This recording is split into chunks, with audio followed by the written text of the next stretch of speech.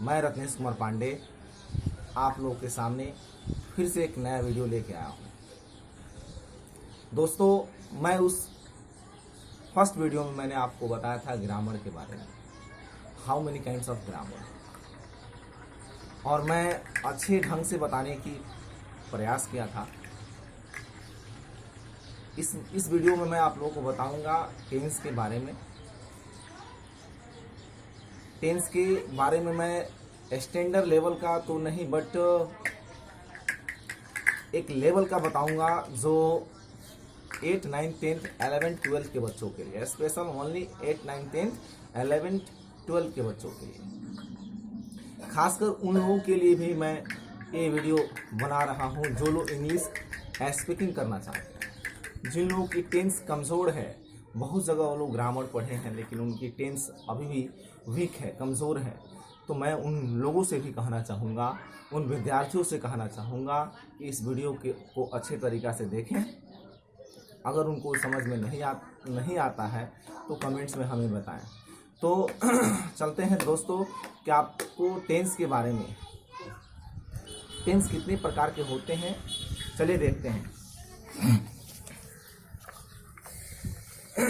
दोस्तों, tense means होता है काल, और काल मीन्स होता है समय।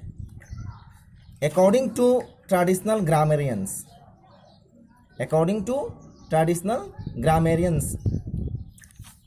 ग्रामेरियंस के अनुसार टेंस 3 प्रकार के होते हैं।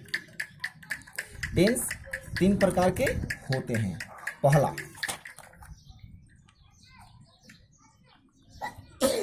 प्रेजेंट टेंस, दूसरा पास्ट टेंस, तीसरा फ्यूचर टेंस। प्रेजेंट टेंस का हिंदी होता है वर्तमान काल। पास्ट टेंस का हिंदी होता है भूतकाल। फ्यूचर टेंस का हिंदी होता है भविष्यकाल।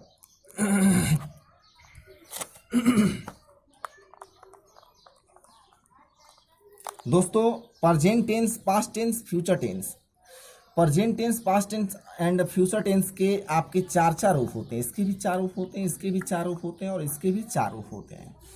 तो मैं आप लोग को जैसे एक नोट में बता रहा हूं कि इन तीनों के 4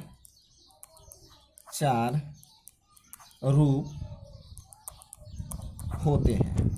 इन तीनों के 4 रूप होते हैं। पहले के बारे में हम लोग जान लेते हैं।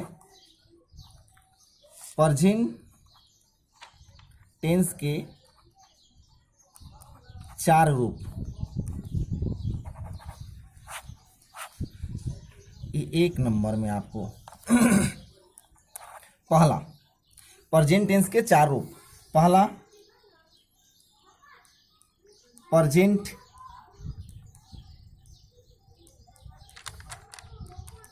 Indefinite tense,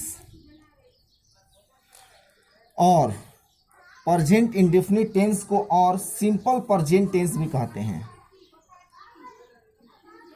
simple present tense भी कहते हैं। दूसरा present imperfect tense. Present imperfect tense present imperfect tense को प्रेजेंट कंटिन्यूअस टेंस भी कहते हैं।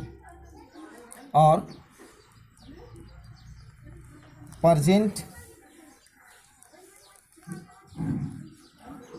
कंटिन्यूअस टेंस और प्रेजेंट इम्परफेक्ट टेंस को प्रेजेंट प्रोग्रेसिव टेंस भी कहते हैं।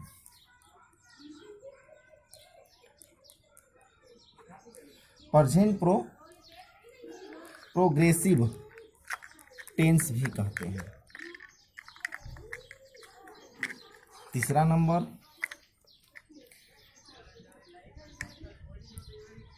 Present present perfect tense. चौथा नंबर प्रेजेंट परफेक्ट कंटिन्यूअस टेंस। दोस्तों प्रेजेंट टेंस के चार रूप, प्रेजेंट इंडेफिनिट टेंस और सिंपल प्रेजेंट टेंस। माने प्रेजेंट इंडेफिनिट टेंस को हम सिंपल प्रेजेंट टेंस भी कहते हैं और प्रेजेंट इम्परफेक्ट टेंस को हम प्रेजेंट कंटिन्यूअस टेंस भी कहते हैं और प्रेजेंट प्रोग्रेसिव टेंस भी कहते हैं। 3 नंबर में प्रेजेंट परफेक्ट को अब हम इसका रूप नहीं होता है प्रेजेंट परफेक्ट टेंस, उसके बाद होता है प्रेजेंट परफेक्ट कंटिन्यूअस टेंस। दोस्तों सेम ऐसे ही आपका पास्ट का हो जाता है और फ्यूचर का हो जाता है। सेम हम क्या करेंगे, past indefinite tense, past imperfect tense, past perfect tense, past perfect continuous tense, यानी आपका ये इसका भी 4। वैसे ही फ्यूचर का भी हो जाता है, future indefinite tense, future imperfect tense, future perfect tense, future perfect continuous tense. तो हम सबसे पहले हम जानेंगे प्रेजेंट इंडेफिनिट टेंस के बारे में। हम ये 12 हुए ना, तो 12 में से हम पहले के बारे में हम जानेंगे प्रेजेंट इंडेफिनिट टेंस और या simple present tense. Present indefinite tense,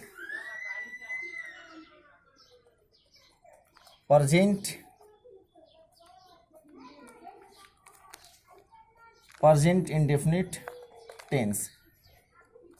present indefinite tense का रिकॉग्नाइज देखते हैं। रिकॉग्नाइज मीन्स होता है पहचान। प्रेजेंट इंडेफिनिट टेंस के हम रिकॉग्नाइज देखेंगे। इसका रिकॉग्नाइज क्या है दोस्तों? पहचान इसका क्या होता है देखते हैं हम लोग।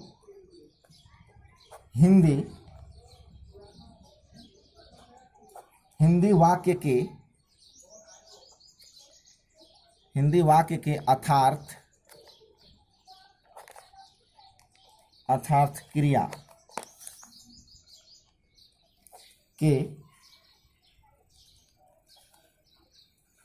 अंत में ता है, ती है, ता हूं, ते है,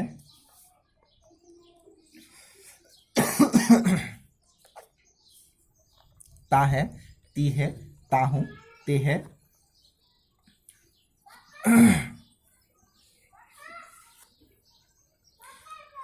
ता है, ती है, ता हूं, ते है इत्यादि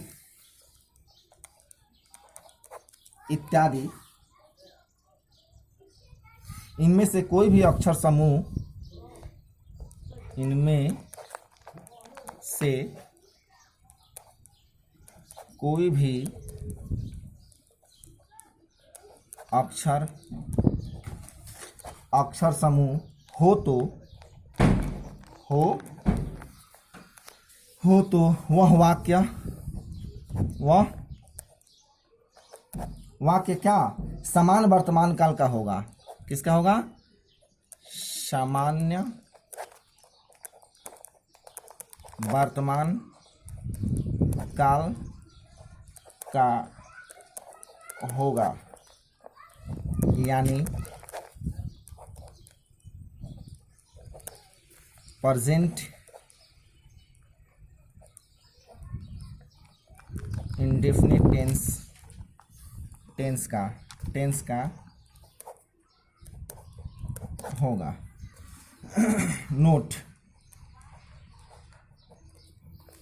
नोट में देखेंगे भाई, नोट हम क्यों लिखें, नोट के बारे में इसलिए लिखे कि मैं आप लोग को यहाँ पर स्पष्ट कर दूं कि ये समान वर्तमान काल के सामान्य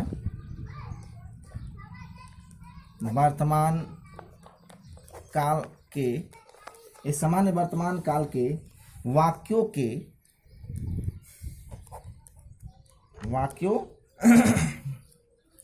के साधारण, क्या करना है भाई? साधारण। ये समान वर्तमान काल के वाक्यों के साधारण ये क्या है, इसके एक लक्षण है, ये लक्षण है। कौन सा लक्षण है इसका, जैसे ता है, ती है, ता हूँ, ये इसके क्या है, ये लक्षण है। ता है, ती है, ता हूँ, ते है। ये अक्षर समूह न होते हुए भी, ये अक्षर समूह न होते हुए भी, यह अक्षर समूह न होते हुए भी वाक्य समान वर्तमान काल का हो सकता है। वाक्य क्या हो सकता है, वाक्य सामान्य वर्तमान काल का हो सकता है। ध्यान दीजिएगा दोस्तों, ये समान वर्तमान काल के वाक्यों के साधारण लक्षण हैं। लक्षण क्या है, इसके साधारण लक्षण ही बता रहा है कि इसका लक्षण आएगा कि ता है, ती है, ता हूँ, ते हैं। ये अक्षर समूह न होते हुए भी वाक्य समान वर्तमान काल का हो सकता है। यानी ये अगर लक्षण न भी हो तो भी आपका ये प्रेजेंट इंडेफिनिट टेंस का हो सकता है। कैसे, आगे देखते हैं।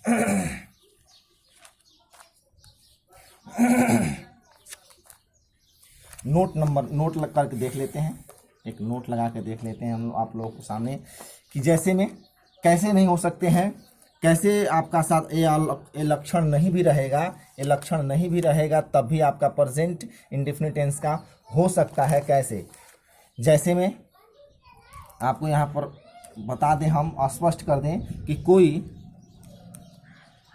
शाश्वत सत्य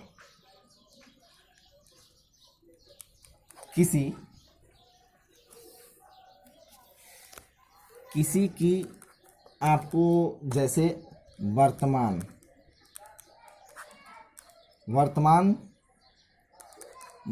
की आदत या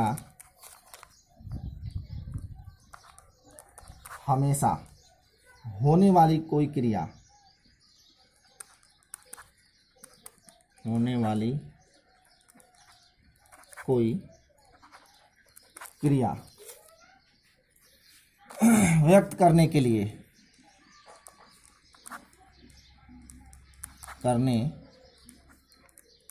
व्यक्त करने के लिए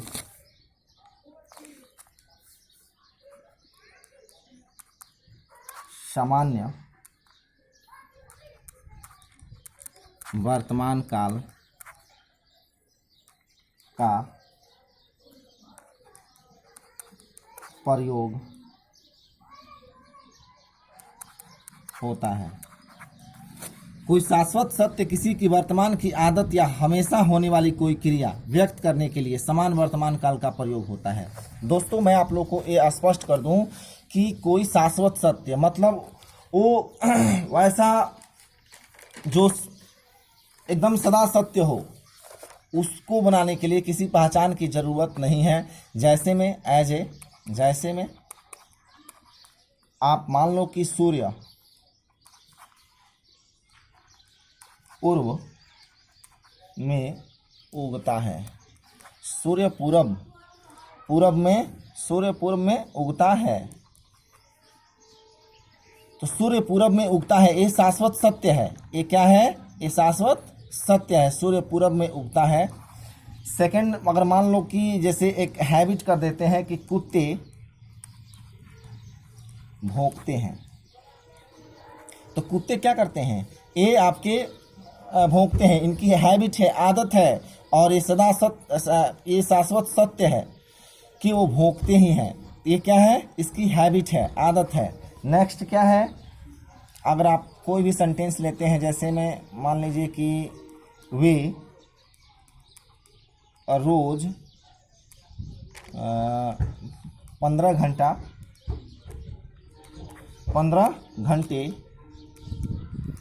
काम करते हैं।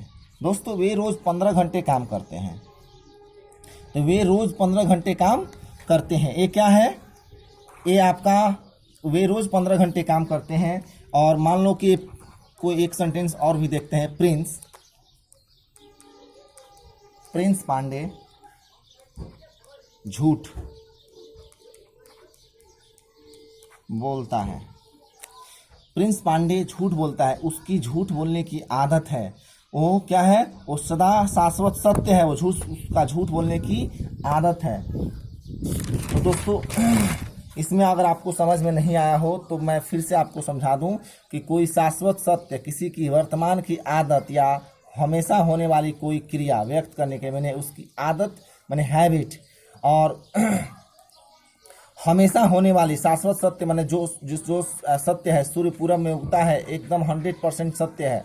उसी प्रकार मैं आप लोग को आगे बता दूं इसका बनाने का नियम कैसे क्या होगा। मैं इसमें आप लोग को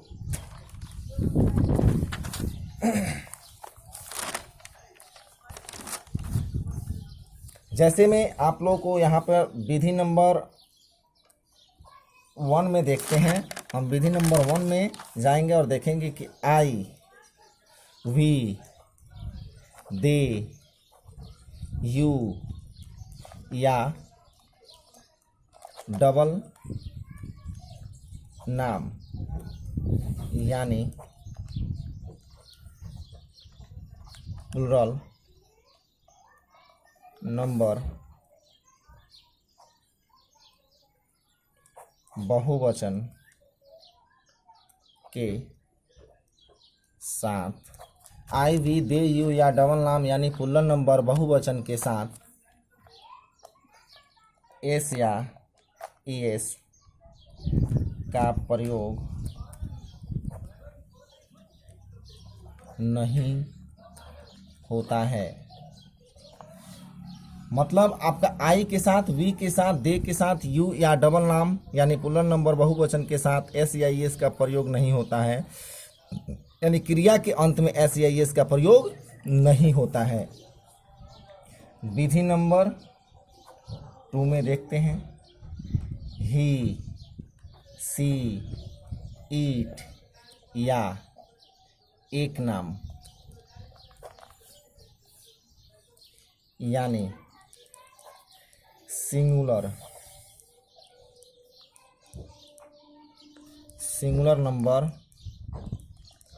एक वचन के साथ एस या ईएस का